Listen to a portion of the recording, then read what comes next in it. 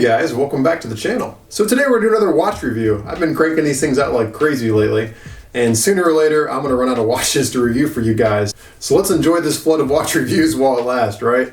So I've alluded on some of my previous videos that I bought another watch. I know, shocker right there. So the new watch is of course part of the customary wristwatch check today, and also part of the description below that you read and you clicked on this video. Casio G-Shock is going to be today's review. Now, I've talked about more times than I can count what I think about G-Shocks. I've always used the metaphor with you guys that this is like the one watch that if I had to go survive like the end of the world would be on my wrist. You know, I wouldn't be wearing one of my Rolexes or my Omegas or anything like that. If my life depended on surviving, I'd be wearing a Casio G-Shock on my wrist. You know, there's a reason that we see, you know, these things commonly worn in wars and by, you know, like special ops. I mean, these things are rugged watches, and they're meant for people far more rugged than me. And you know, I've recommended these things for a long time, and yet I've never owned one. And a lot of you guys are probably wondering why that never was. Well, there's only like 50 million different models, and truthfully, I think a lot of them are ugly. But obviously, you know, beauty's in the eye of the beholder. But I finally found one, guys. Finally found one that I really, really, really like. It's this guy. It's Casio GD400-1. Mine's the black and red. And I used to play, you know, Halo. I'm a nerd. Like a long time ago, back when I was still in high school, have Halo parties. And when I saw this watch, the first thing I thought of is this is something that Spartan, Master Chief, would be wearing in Halo. So, you know what? I kind of felt a little romantic about it and had to go ahead and pick myself one up. So let's say, guys, let's go ahead and just check this thing out. All right, guys, let's go ahead and get started. So let me go ahead and rattle off a couple really random facts for you so we can kind of set the baseline here. So this is, again, the Casio GD Golf Delta 400-1WC. Now, a couple basic things. The case material on this is described as a resin. Case width is 49.7, so let's just go ahead and round up and call it 50 millimeters. So it is a hefty watch. It is, of course, a digital display, of course, powered by a quartz battery. Battery life on this, I believe, is about 3 years or so, plus or minus is what I've been told. Has an LED natural backlight. It's called the super illuminator is how they describe it.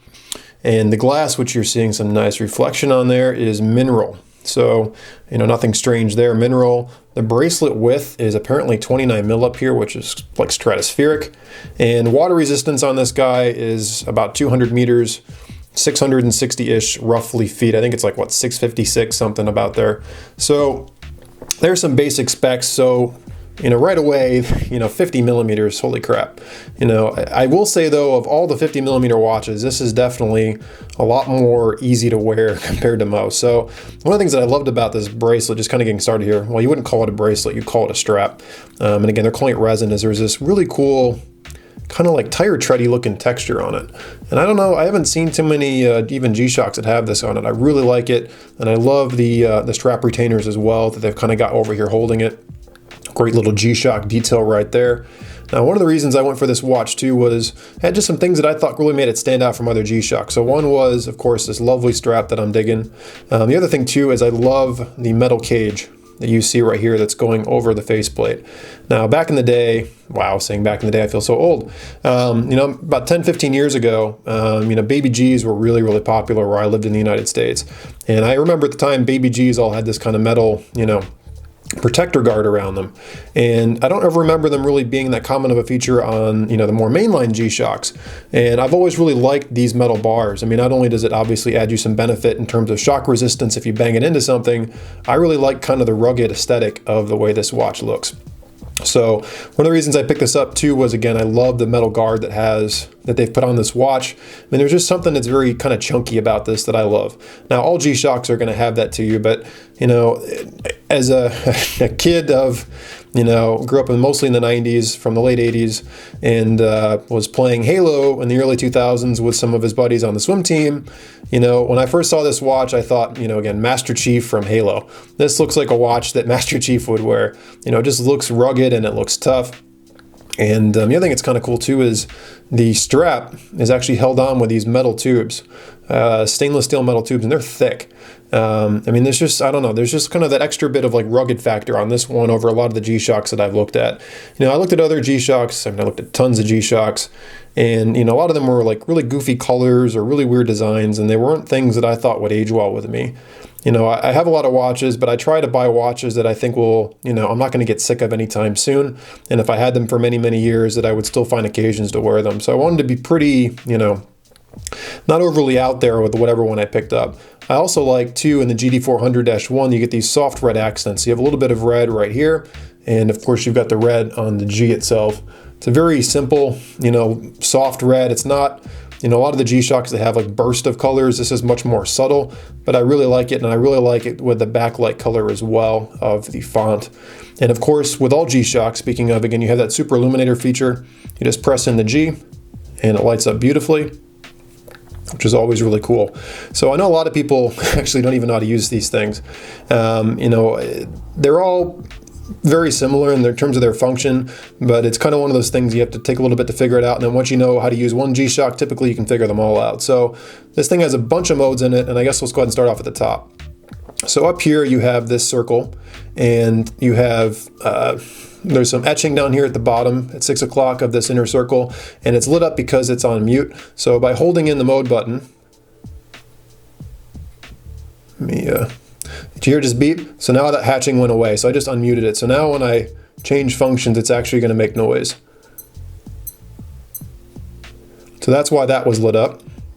And then you also have two other hashtags that can be lit up here. I mean, they're not technically hashtags, but indicators. So one's called SIG.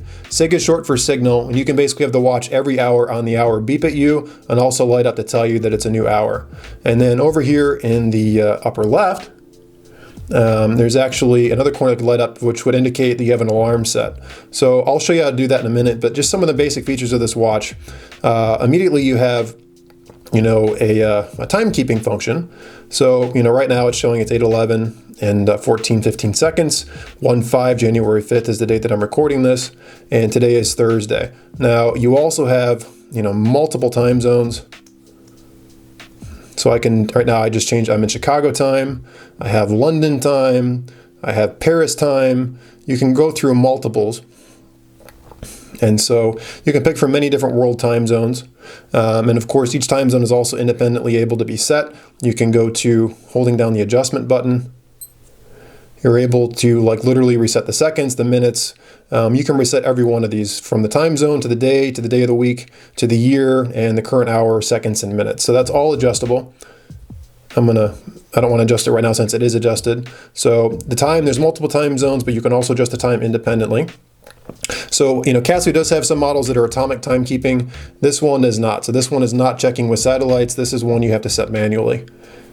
Some other features that are going to happen here. So I'm in the initial mode, which is just general timekeeping mode, and the two bars above it are actually part of timekeeping. So this immediate bar right here is tracking every 10-second intervals.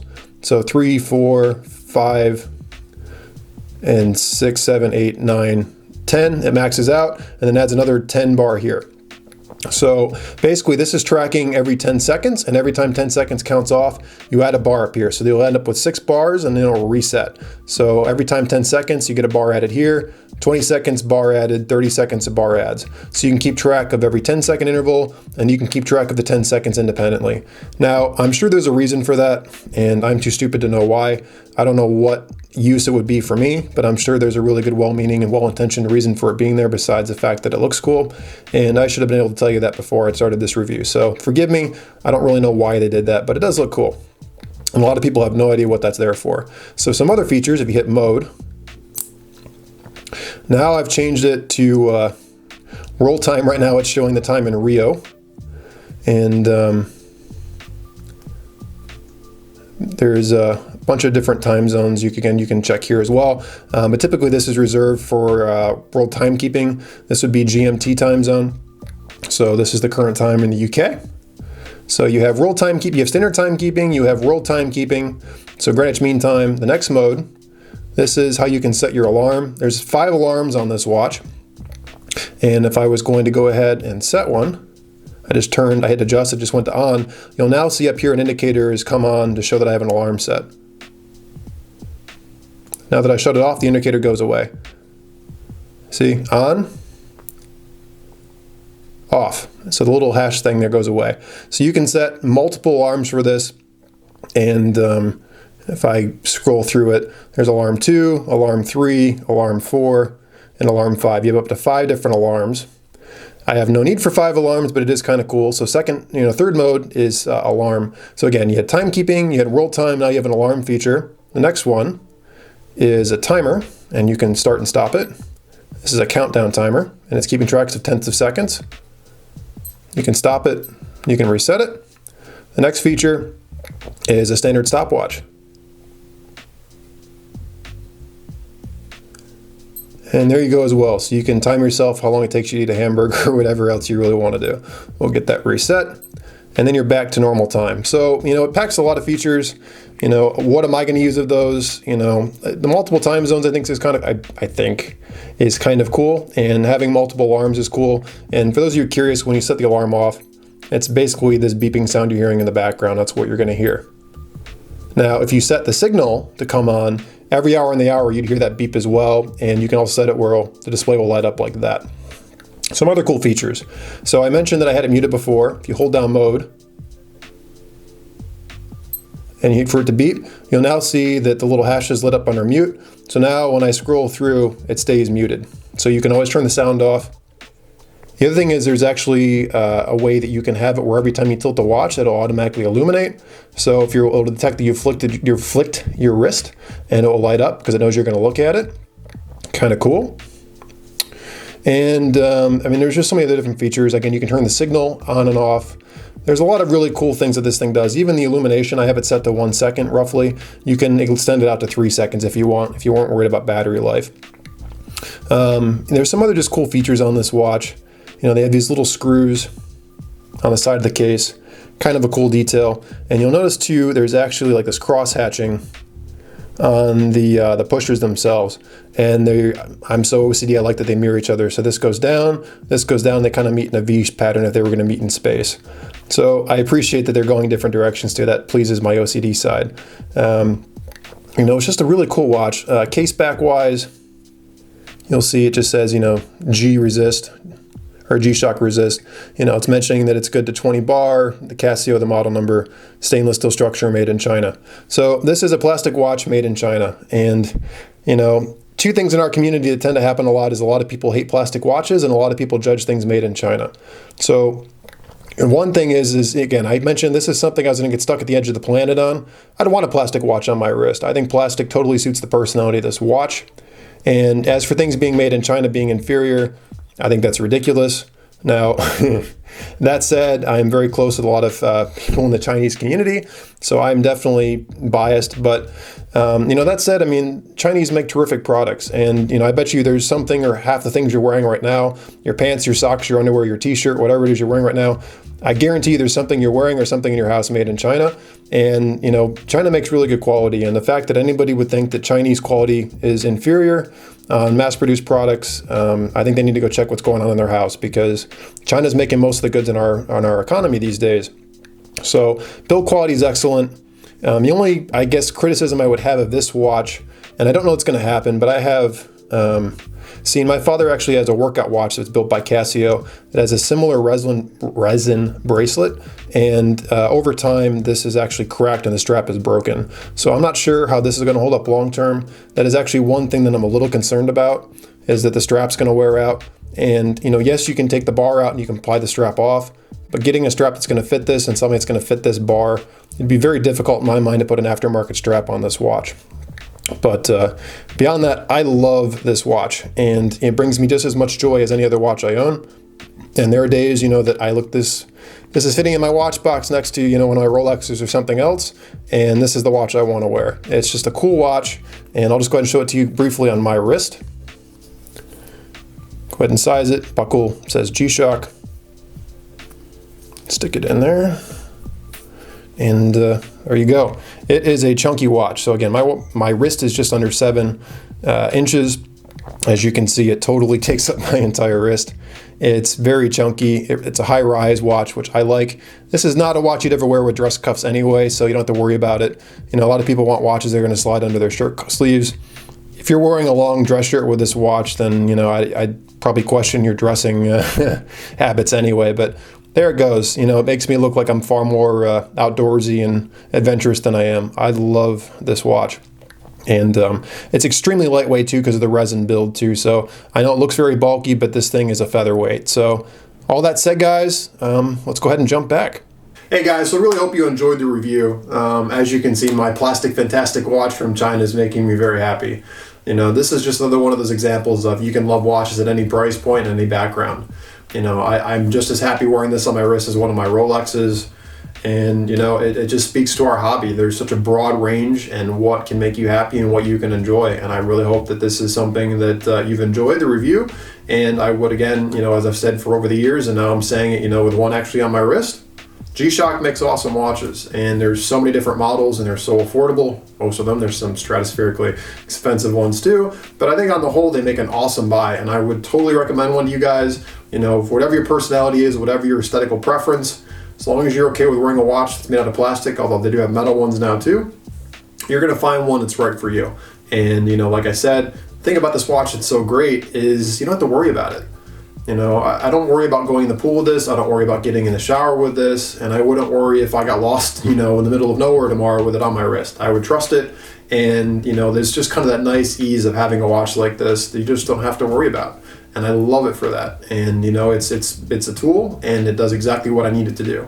So if you like the video, go ahead and give me a thumbs up, please. I really appreciate it. As always, guys, feel free to leave comments. I will never, you know, filter out my comment section. We're all part of the community, and I want you guys to be able to express and speak your mind. I may not be able to respond to all your comments, but I do try to read as many as possible and respond when I can. And you know, at the very least, there's a collaboration with other people in the community. Let's go ahead and share this hobby together. So if you liked what you saw and you haven't already, somewhere in this general periphery, probably here, I'm going to put a little button you can click on to subscribe to me. And if you haven't already, and if you click on that and you subscribe to me, you're going to catch me on the next video, and I'll be right back in this same place sometime in the near future, you know, God willing, as they would say. So all that said, guys, have an awesome day, and I'll see you soon.